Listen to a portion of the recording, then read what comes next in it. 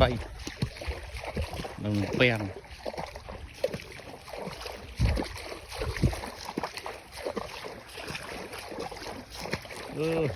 tray no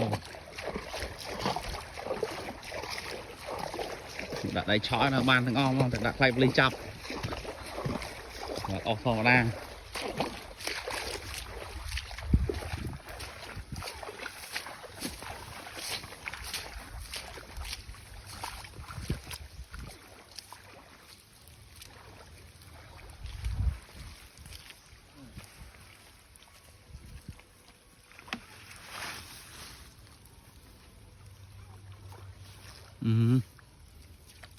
ngồi còn đấy máy cho mình thoát hoa kế vào đấy tay vẫn nứng mà chán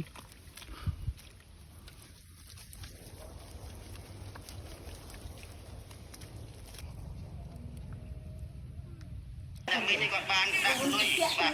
còn số về sản xuất khơi hơi rồi thoát bàn tay phải vào đây bàn